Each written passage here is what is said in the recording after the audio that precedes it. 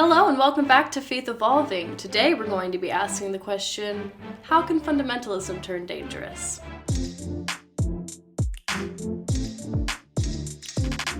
And to do that, I'm here with a wonderful friend, Jen from Fundie Fridays. What's up? Hello, Mary quite contrary. Honestly. You kind of are in your in the way you do your videos. I'm Jen. I run a channel called Fundie Fridays. You may have heard of me. I talk about different aspects of Christian fundamentalism while I do my makeup. I'm an atheist, but I have a Christian friend, so it's okay. She's with me. I'm happy to be on your channel. I was gonna say that you're the queen of fundamentalism, except you don't like fundamentalism. You're my resident expert, I'd say. I'm gonna talk about the bad stuff. We will be talking about various topics that are very sensitive throughout this video. Chapters will be denoted in the description and on the video if you want to skip a certain chapter or this video altogether. Completely understand, do what's best for you and your mental health. Thank you. What I've learned from my philosophy training is it's important to define your terms. When we're talking about fundamentalism, it could mean a lot of different things, but Jen, you know a lot about this because you've studied it. So what are all of the components? So fundamentalism exists in all religions, basically, and it's usually a pushback against progressive doctrine or certain movements, certain theological movements like modernism and postmodernism and things like that. Usually when we're referring to Christian fundamentalists, we're talking about KJV only. They're usually quiverful, meaning they don't use birth control. Are you ready to have a child? And they generally would like to have in the dozens of children. Most of the time they are independent. They don't take direction or instruction from any governing body or any religious governing body. There's a lot of tropes to fundamentalism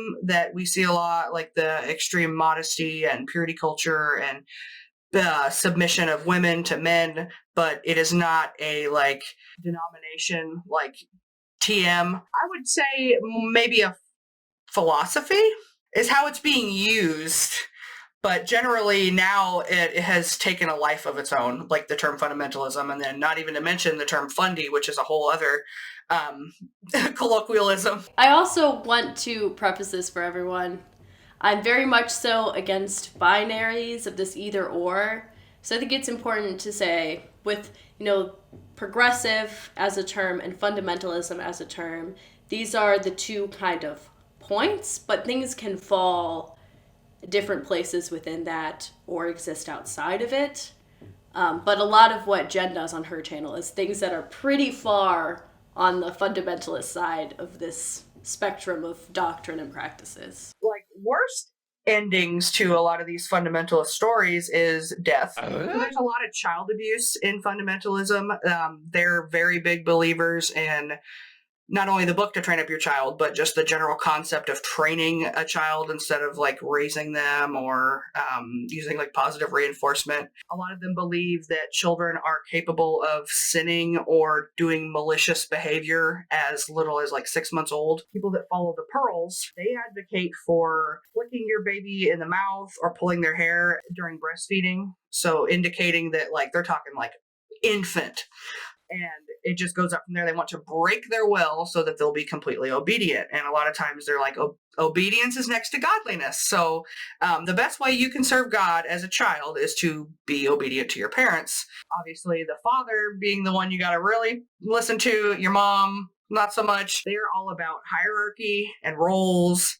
And this is what women do. This is what children do. This is what you're to do before you're married. This is what you do after you're married.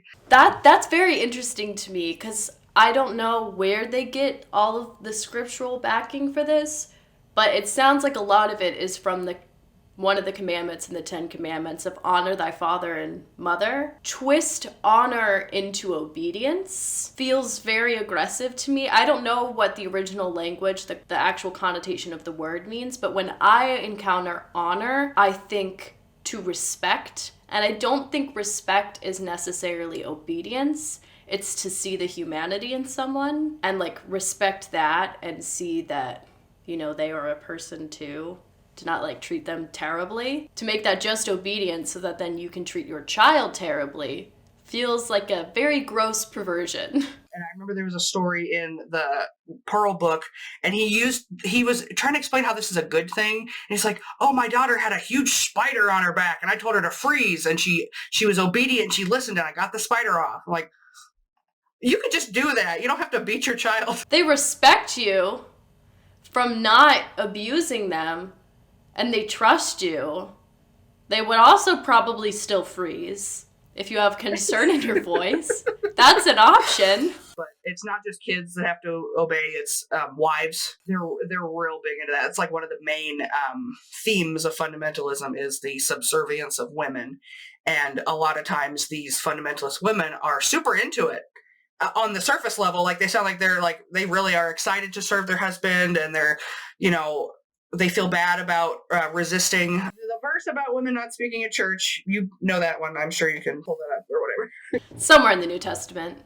So that's a big no-no. Another big villain of fundamentalism is Pastor Steven Anderson. He's in Tempe, Arizona. He runs Faithful Word Baptist Church.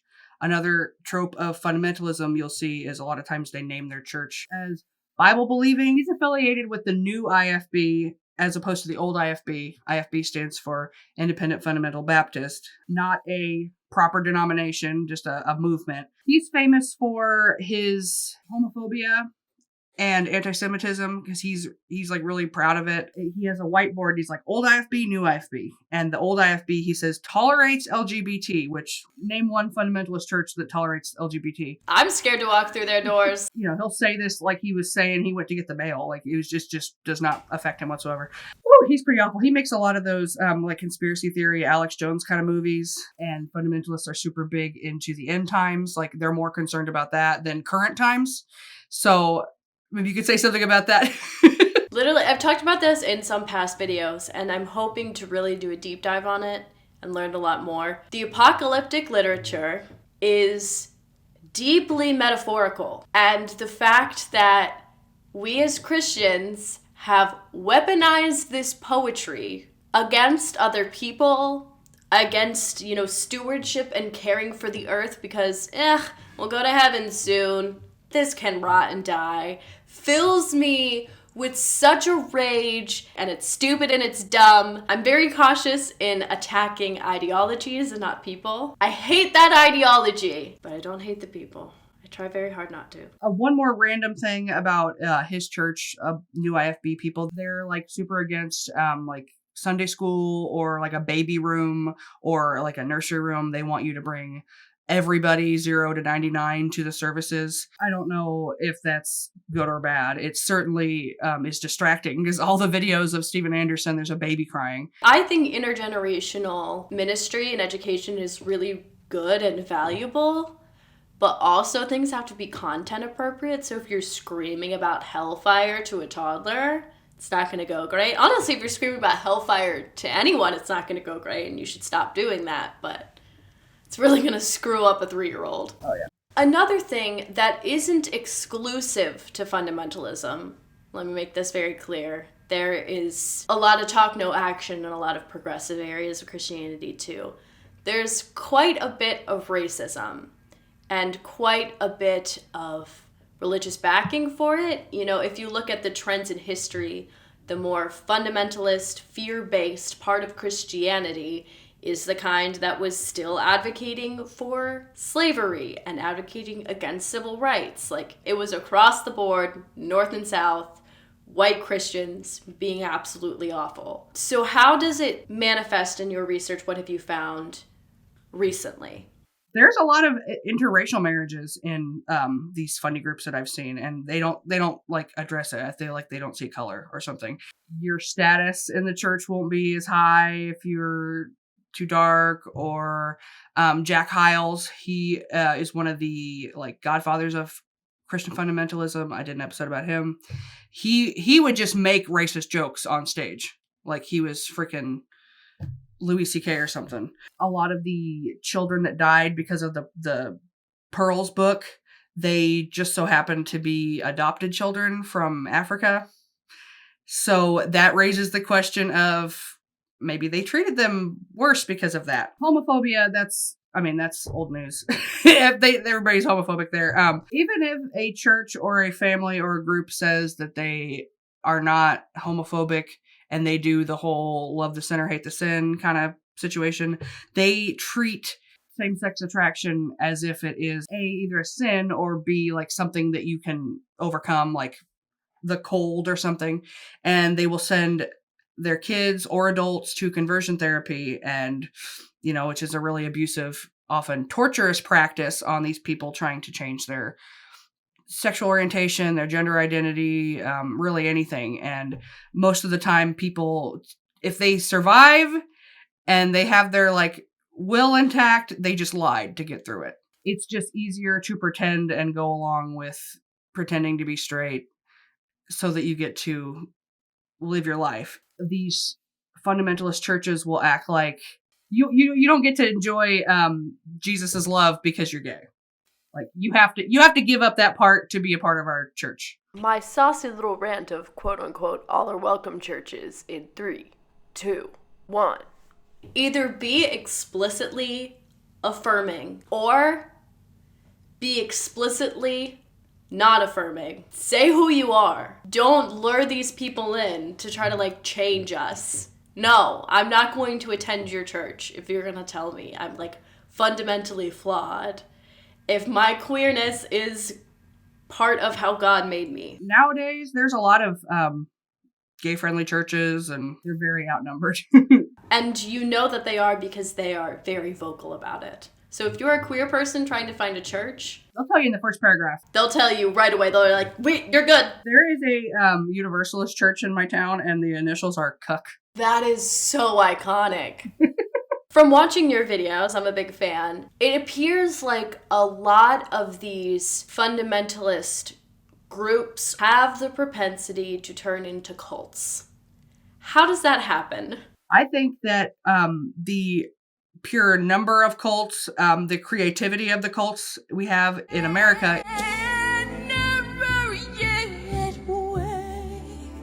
due in part to huge rise of fundamentalism, nationalism, Christian dominionism, religious liberty, distrust of the government, large amounts of stockpiled weapons that you're just allowed to buy at Walmart, gun store, side of the road, whatever you want. Yeehaw! It's the perfect recipe for cults. Fundamentalism like aggravates that, I guess, because it's so black and white. And it's so easy for them to be like, not only are we going to be modest in our group, but you're going to wear prayer dresses. Oh, now I have a verse about how you're supposed to do your hair, so we're going to do that. I have a verse about how you're not allowed to talk to me. That's over here. I have a verse about how, you're actually supposed to beat your child because you don't love them if you don't beat them. So we'll throw that in there. They pick all the most, draconian things because fundamentalists seem to be more obsessed with rules than, religious teachings. Oh, the fear. The fear, the fear, the fear. Speaking of the fear, recently was making my way through this John Piper flick. It's a book. Why did I say flick? I highlighted so many things. Christ does not exist in order to make much of us. We exist in order to enjoy making much of him. I don't think we read the same Bible. What's another one? Jesus does not save us for our family, but for himself. This is a narcissistic God. No wonder narcissists thrive in fundamentalism. And then that also leads to the cults. In order to, placate victims, there's this whole bit of, have you ever noticed that we are not only to imitate the Lord's suffering, but the Lord's joy in it? And so in this pain, you're supposed to relish it. Another big trope of fundamentalism, it's almost like they're happy to live an unhappy life. Persecution complexes. They want more bad things to happen because if you're suffering, that means you're a good Christian. I'll show you. I'm a Christian and I like to be not in pain. It doesn't have to be that way. Come on. Just a concept. Sexual assault's a huge problem in fundamentalism. There's a lot of victim blaming. Specifically, the Duggars, they follow IBLP, Institute of Basic Life Principles. It was founded by Bill Gothard. It's a homeschooling program, and there's a booklet that is about not if, but when you get sexually assaulted, how it's your fault. There's a whole checklist of were you dressing inappropriately? Were you leading them on? Were you blah, blah, blah, because they're big on, you can't possibly be sexually assaulted if you're modest head to toe, So if you report it to your church, they just kind of like sweep it under the rug. So since everything is tied up in purity culture, a lot of times if you are assaulted, you think that you're unpure now, and they'll feel even worse about it. This thing that they didn't want to happen, that shouldn't have never happened, this horrible thing, they now think it's their fault and that they're somehow a bad person, or, like they're not worthy of getting married now. It's just a vicious cycle. I know you've talked about in other videos about the mental health aspect of it, and people are discouraged from going places to seek help because then, I don't know if it's because it'll expose this church as being really harmful. What's the scoop on mental health? A lot of times they see psychiatry or medicine as like failing or not trusting in God. Sometimes they believe that depression is like a literal, actual demon, and you can fix it by exercising it out or praying. Not to say that sometimes they don't seek help. Paul and Morgan went to a psychiatrist, and I don't think she's on medicine anymore. Not that it's any of my business, but that is a part of her like testimony, is how she was like cured of depression through religion.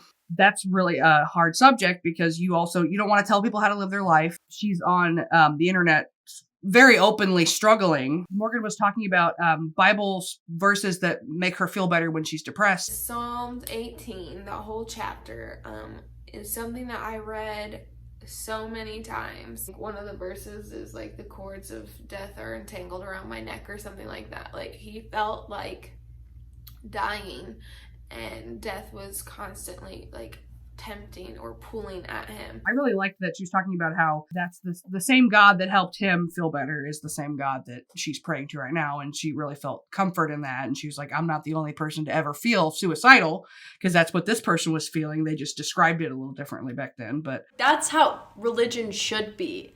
It should be comforting like that. I am a Christian who goes to therapy, but my therapist is also a Christian, so she has all of the psychology expertise of knowing what's going on in my brain, but then also can speak in a quote-unquote language that I understand and quote scripture and like quote these examples in the Bible in a very like positive, love, life-giving way. And like, you can be a Christian who also goes to therapy. I think a lot of fundamentalists, because they think of such black and white ways, don't realize that like a lot, like the secular world and the religious world can totally coexist and function very well together. I'm a Christian who goes to therapy, and I have a Christian therapist, so checkmate. Well, I can't go to therapists because my pastor said no. Screw your pastor. Why do you have to listen to these people? I never understood that.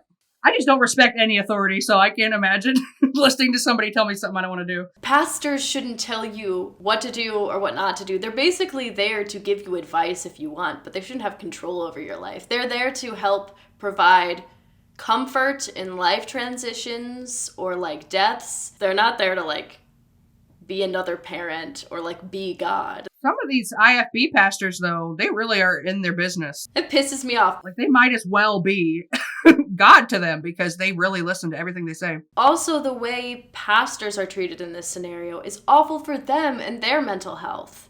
And they're discouraged from going to therapy, which then will cause them to harm more people if they are harming people, or for people to take advantage of them. It's really gross and icky. The expectations we put on pastors, or sometimes pastors put on themselves, it can be very unhealthy, but there is a way to do it healthily. You talked a little bit about, Morgan of Paul and Morgan being very public on her mental health things, and then a lot of people responding to it because it's out in the open, and there's like a weird ethical thing there that's very challenging to navigate. And so I kind of want to turn the conversation to, how do we effectively communicate with people who are very entrenched in their ideology out of a place of caring for them in a way that they might listen and not just see it as someone picking on them? It would have to be somebody on the inside. I just read Megan Phelps Roper's book. She, granddaughter of Fred Phelps of the Westboro Baptist Church. The Westboro Baptist Church has always had counter protesters, and they always had people that would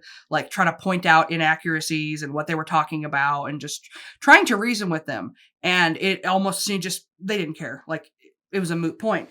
But Megan Phelps Roper, the only reason that she even considered somebody else's opinion was because they were being kind. And I don't know if anybody from the outside, and I mean like Fundie Snark community, like I don't think any of us are going to make a dent in their beliefs. It's going to have to be one of their friends or somebody at their church. So it might be a long shot. Maybe you're more hopeful about it than I am. I'm pretty jaded on the subject. Can you talk a little bit more about the Fundie Snark community and what it is? So the Fundie Snark community, it's kind of a loose conglomeration right now. It started off as like people that wanted to talk crap about the Duggars and other famous fundamentalists, and then it kind of morphed into this monster. And it's pretty much any overtly religious person is up for grabs, and I don't think that's a good thing. That's kind of why I started my own community, my own Discord and stuff, because I wanted to distance myself from that. But then, I'm a hypocrite because I still participate in the Fundie Snark community. I still go on the Reddits and stuff. Now I've noticed that the Fundie Snark community is like half ex-fundamentalists who are seeking like legitimate healing through comedy or storytelling or just anything. Like they really enjoy the Fundie Snark community being able to turn their pain into laughter, which laughter is the best medicine. And then the other half is just people that are interested in fundamentalism. So that's the side I fall on. But a lot has changed in like the past year. I remember like a year ago I made a video where I was like bitching about the Fundie Snark community, and now it's a totally different thing. Paul and Morgan, Girl Defined, all of them, they are definitely aware of the Fundie Snark community because they have blocked a lot of the prominent accounts, including myself, so they know we exist. None of those people deserve to have their every move stalked online. I really don't think so, and I don't think it's right that people send them DMs telling them to kill themselves or telling Morgan that she should be infertile. Like that is really messed up. And that's one of the reasons why I wanted to distance myself in case like something bad ever happened. I want to be like, I didn't do it. I realized that I guess I've kind of become a voice. I didn't mean to, but I guess I have. So stop doing that. Yeah, that makes me ache. Because no one's going to listen to you if you're telling them they're a terrible person. And that's why I try very hard, quote unquote, attack or make fun of ideologies and not specific people. Because I feel like for me as a Christian, I'm called to look at other people also as image bearers of the divine and to treat them with respect. And it can be very challenging, and I'd much rather be absolutely mean, but taking a deep breath, being like, no, remember your religious convictions. When I read about fundamentalism, I'm like, this doesn't sound appealing. Like, why would people choose this? But a lot of people are born into it, or, Or it's fear. They are in on hard times, and then they join a religion, and then it gets exploited, It feels very anti-Jesus to me. I have to really wrestle with the fact that I share a religion. I worship the same God as people that I vehemently disagree with. And that's part of why I still call myself a Christian, and I refuse to let anyone tell me that I'm not a Christian, because I think it's important to acknowledge these religious rituals and this tradition that I take a part in has been used to hurt a lot of people, even if that wasn't the original intent. I need to hold it accountable from within. When you think about stuff like that, the religion being twisted for harm instead of good, that's just man. Like man created the Bible and man twisted scripture and did all these things. Like God will always be good and better than all of us. And I feel like progressive Christians, especially, you guys need to just focus on God. It feels weird saying that. Whenever I think about why does God allow tragedies and things, I think of it as, well, I don't think God allowed the tragedy. I think that man did that. Because if God was involved in every single minute thing that people think that he is all the time. Yeah, that kind of negates free will. I just don't think that's accurate. I don't think God's a micromanager. For an atheist, I feel like you might have brought the word better than a lot of these fundamentalist pastors we were talking about earlier. So if y'all are interested, you should be interested. You know what? It's a command now. It's the 11th commandment. Go watch Fundie Fridays. We also did a collab on Jen's channel where we did these makeup looks. And now I have my makeshift halo. Let me put it on. Oh gosh. There you go.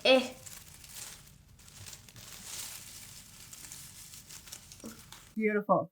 I'm Beauty, I'm Grace. This wonderful metaphor, I'm the devil and she's the angel, so. Kronk on the shoulder, like little Kronk. Where can people find you if they want more of your stuff? At Fundie Fridays, everywhere, Fundie Fridays. I got in early, so nobody could steal my username. If you're here, then you probably already know about me. And so you need to subscribe and like and turn that bell icon for Faith Evolving because, you know what? You're going to learn a lot and you're going to have a good time too. I usually leave a question for people to talk about in the comments. So comment down below your thoughts on, ethically commenting and interacting with fundamentalism. If you are on the more progressive side of the spectrum, but especially if you're on the more fundamentalist side and you've happened across this, before you leave a scathing comment telling me that I'm a heretic, going to hell, and I should not call myself a Christian, I'd love to hear how I can more effectively communicate with you, because I'd like to do that. Help me to help you. But thank you for watching. Bye.